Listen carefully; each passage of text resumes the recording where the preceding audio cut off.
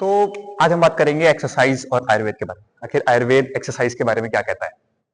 तो मैं थोड़ा सा देखो ना कि हमें पता होना चाहिए कि एक्सरसाइज के फायदे क्या हैं, एक्सरसाइज करने से या गलत करने से प्रॉब्लम्स क्या क्या हो सकती हैं, किसको करनी चाहिए, किसको नहीं करनी चाहिए, ठीक है, कब करनी चाहिए, कब नहीं करनी चाहिए, अभी नोट लिखना रहेगा, कब नहीं करनी चाहिए, कितनी करनी चाहिए और कब कितनी करनी चाहिए। सारे क्वेश्चंस के आंसर ना अब यहाँ पे देंगे कि आयुर्वेद क्या कहता था और आज के टाइम पे कितनी ये चीजें वैलिड हैं। तो hey guys, do this side, let's start. अब सुश्रुत ऋषि जो है एक श्लोक कहते हैं जिसमें व्यायाम क्या है, एक्सरसाइज क्या है उसके बारे में बताते हैं। तो इसमें क्या है कि शरीर से श्रम करने की जो कर्म होता है उससे मेहनत और थकावट जो फील होती है उसे कहा जाता है आपका एक्सरसाइज या फिर व्यायाम। अब हम बात करते हैं कि व्यायाम करने से ना बेनिफिट्स क्या क्या होते हैं। तो शरीर में हल्कापन, लघावम होता है, काम करने की शक्ति, कर्म सामर्थ्य, ये कुछ वर्ड्स आए हैं जिनसे आप रिलेट कर सकते हो। काम करने की शक्ति देता है आपको व्यायाम, मतलब ये बढ़ती है, ठीक है। फिर दीप्त्यो मतलब अग्नि की तीव्रता, यानी अग्नि बढ़ती है, जितनी आपके अंदर उतनी ऊर्जा वगैरह बढ़ेगी, जितने फायर एलिमेंट अच्छा होगा आपका, ठीक है। अब मेद का क्षय, ये आ गया मेदस्य क्षय। इसका मतलब होता है, मेद मतलब होता है फैट, जो फैट होता है ना आपका उसका क्षय होता है। क्षय मतलब खत्म होता है, खर्च होता है।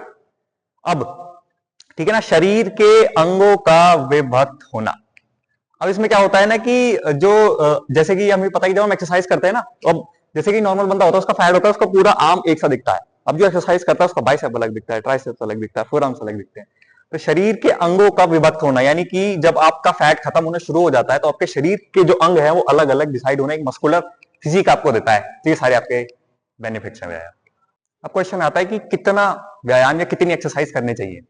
तो चाणक्य ऋषि अपने सूत्र स्थान 7 में 31 से 33 श्लोक में कहते हैं, मैं श्लोक लिखा है तो बड़ा हो जाएगा, कि आपको अपनी आधी शक्ति तक व्यायाम आप कर सकते हैं। ये मैक्सिमम है, मतलब जितनी आपकी शक्ति है। अब देखो थोड़ा सा डिकोड करने वाली बात है, यहाँ पे एग्जैक्ट टाइम और ये सब नहीं बताया गया, क्योंकि देखो सबकी शक्तियां अलग अलग होती हैं। आई मीन सबका कैपेबिलिटीज अलग अलग होती है कि कोई कितने लिमिट तक जा सकता है। तो जितनी भी आपकी है ना, उसकी आधी शक्ति तक आपको व्यायाम करना है। तो यही कॉन्सेप्ट होता है, अगर आपकी शक्ति बढ़ जाएगी तो ऑफकोर्स आपकी आधी शक्ति भी बढ़ जाएगी, ठीक है। और ललाट यानी कि फोरहेड और कक्षा यानी कि आपके आर्मपिट्स में जब पसीना आना शुरू हो जाए तब आप व्यायाम छोड़ देंगे, ऐसा चाणक्य ऋषि कहते हैं, ठीक है। ये बताया गया कितना व्यायाम करना है। अब इसमें बेनिफिट्स क्या हो जाता है कि आपका शरीर दृढ़ हो जाता है, मांसपेशियां आपकी अलग अलग बिल्कुल दिखनी शुरू हो जाती हैं, और जो फैट होता है उसका आपका नाश होता है। एक चीज और बताई गई है कि अभ्यंग यानी कि मसाज वगैरह करके आपको एक्सरसाइज करनी चाहिए। जैसे हमने देखा ना पहलवान वगैरह, वो खूब बढ़िया करके तेल वेल लगा के एक्सरसाइज वगैरह करते थे। तो ये सारा कॉन्सेप्ट यहां से है। अब क्वेश्चन आता है कि किसको एक्सरसाइज नहीं करनी चाहिए। अब कुछ ऐसे लोग भी होंगे। तो अब एक श्लोक आता है, वात पित्तामी, यानी कि जिसको वात और पित्त के रोग हैं, जिसका वात और पित्त बढ़ा हुआ है, यानी कि जिसका अग्नि मतलब अग्नि बहुत ज्यादा बढ़ी हुई है या जिसकी वायु बहुत ज्यादा बढ़ी हुई है, उनको व्यायाम नहीं करना चाहिए, ऐसा कहा जाता है। दूसरा बालक, यानी जो बालक होते हैं। अब इसमें थोड़ा सा ना हमें डिकोड करना पड़ेगा कि बालकों को व्यायाम करने को क्यों मना किया गया है, कि उनकी वैसे ही बहुत ज्यादा भागदौड़ वगैरह हो जाती थी। अब तो क्वेश्चन मार्क इस चीज पे होती है नहीं, इसीलिए उनको व्यायाम करने को मना किया गया है। फिर वृद्धों, यानी कोई ऐसी स्टेज पे होती है, ये ऑलरेडी एक डिजेनरेटिव स्टेज होती है, इसमें अगर आप बहुत ज्यादा व्यायाम करोगे तो ये आपको नुकसान वगैरह कर सकता है, तो इनको भी व्यायाम करने को मना किया गया है। फिर एक होता है अजीर्ण।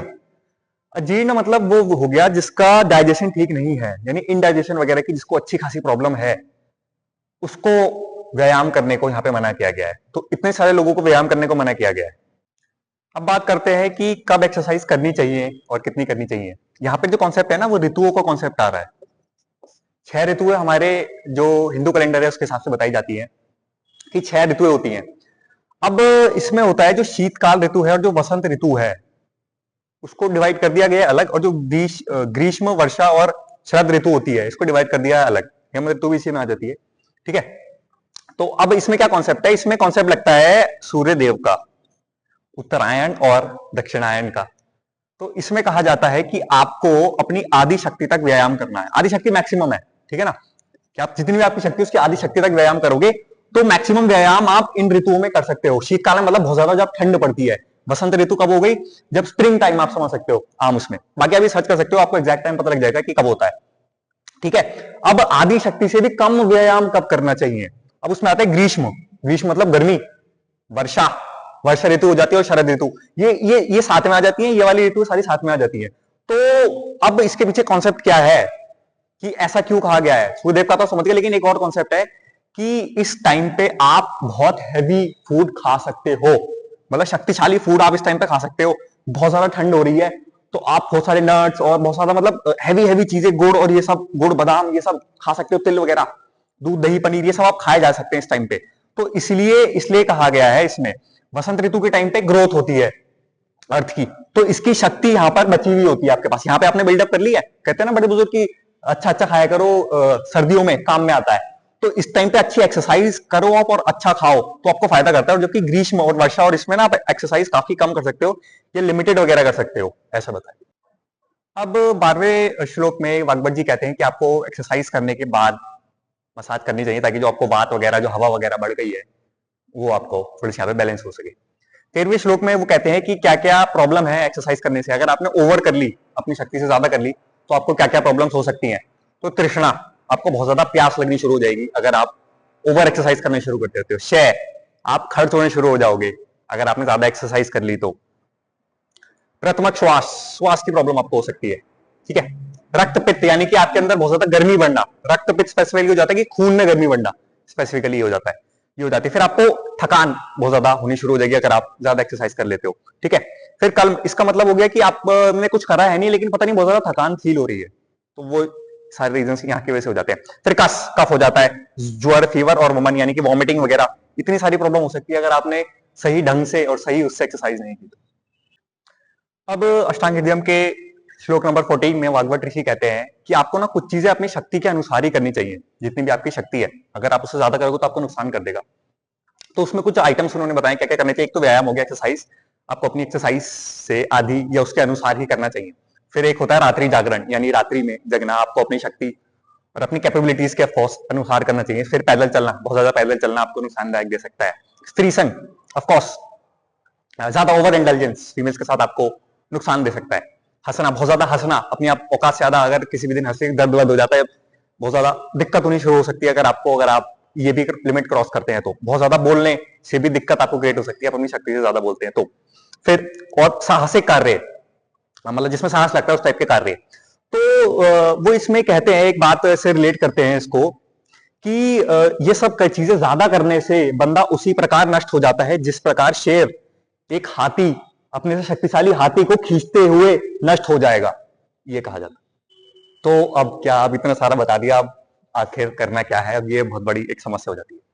तो आयुर्वेदा फॉर बिगिनर्स, एक आयुर्वेद की एक सीरीज बनाई थी हमने, जिसमें ना आप क्लास 8 जो थी मास्टर क्लास 1 एक्सरसाइज, उसको जाके आप करोगे तो आपको पता लगेगा कि आपको अपनी प्रकृति के हिसाब से कैसी एक्सरसाइज करनी चाहिए। बाकी इंफॉर्मेशन मैंने यहाँ पे दे दी है।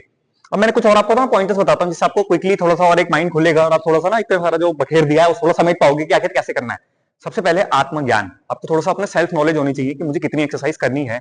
ये आपको हमेशा हेल्प करेगी, चाहे कोई भी सीजन हो, कि आज मेरे को अच्छा नहीं लग रहा है, मेरे को लिमिट लगानी चाहिए कि अभी मैं इससे ज्यादा एक्सरसाइज नहीं करूं, या ये वाली एक्सरसाइज करूं, ये वाली नहीं करूं। ठीक है, फिर हो जाता है वाता पिता कफा, कि आपकी जो प्रकृति है ये वाले ज्यादा एक्सरसाइज कर सकते हैं, ये सेकंड नंबर पे, थर्ड नंबर पे, इसकी ही, इस पे ही मेनली बेस्ड है ये वाली। आप इसको जाके कंसीडर कर सकते हो कि आपकी जितनी तगड़ी प्रकृति है, मतलब जितने आप ग्रॉसली स्ट्रॉन्ग हो उतने आप ज्यादा एक्सरसाइज कर सकते हो, जितने आप कम स्ट्रॉन्ग हो ऑफ कोर्स उतनी आप नहीं कर सकते बहुत ज्यादा एक्सरसाइज। या फिर वो स्पेसिफिक एक्सरसाइज कर सकते हो, जैसे वाता वाले थोड़े से strength training, already over flexible है तो ओवर फ्लेक्सिबिलिटी नहीं बढ़ाएंगे, ताकत बढ़ाएंगे, तो कौन सी एक्सरसाइज करनी है इसमें आपको थोड़ी सी हेल्प मिल जाएगी। फिर मौसम के अनुसार मैंने आपको बता दिया कि ऋतुचर्या वगैरह जो होती है, कौन सी ऋतु में एक्सरसाइज करनी चाहिए, आपका बल ज्यादा होता है उसमें आप ज्यादा कर सकते हो, उसमें नहीं कर सकते। फिर अपना खान पान के हिसाब से, अगर आप ऐसी जगह रहते हो जहाँ पे आप खाना पाना नहीं कर सकते या फिर अरेंज नहीं कर सकते या नहीं बना सकते, तो ऑफकोर्स आपको थोड़ा सा यहाँ पे भी एडजस्ट करना पड़ेगा अपनी एक्सरसाइज में, क्योंकि रिकवरी इज इंपॉर्टेंट, वो आपने देख लिया ऋतुचर्या में। फिर देश काल पात्र के हिसाब से हो जाता है कि आप लेट्स से कि कैसी जगह पे रहते हो, यहाँ पे वहां पे बहुत ज्यादा पॉल्यूशन है, तो ऑफकोर्स आप बहुत ज्यादा अगर ओवर ऐसी जगह पे जाके सांसें लोगे जहां पे पॉल्यूशन है, तो वो सांस आपके अंदर आएगी, फिर बॉडी को वो भी फिल्टर करनी पड़ेगी। तो ये सारी प्रॉब्लम्स आपको थोड़ा सा ना ध्यान रखना पड़ता है, क्योंकि हमें आज के हिसाब से ये चीजें देखनी है। ठीक है, काल और पात्र की बात यहाँ पे हो गई है। फिर आपका गुरु आपको सजेस्ट कैसे करते हैं, जो आपका आयुर्वेदिक प्रैक्टिशनर है या फिर आपका योगा टीचर है या फिर जिसको आप गुरु मानते हैं, वो आपको कैसे गाइड करता है, वो भी यहाँ पे चीजें इंपॉर्टेंट हो जाती है। तो इतनी सारी चीजों का आप ध्यान रखते हैं तो कहीं ना कहीं आप एक्सरसाइज में गलती नहीं करेंगे और डिसाइड कर पाएंगे कैसे करना है। तो बस आई होप मैंने आपको पूरी जानकारी दे दी है कैसे क्या क्या करना है। बस इस वीडियो को यहाँ पे खत्म करते हैं। मेरी नेक्स्ट वीडियो तक आप मेरे चैनल की और वीडियोस एंजॉय कर सकते हैं। टेक केयर गाइस, जय हिंद।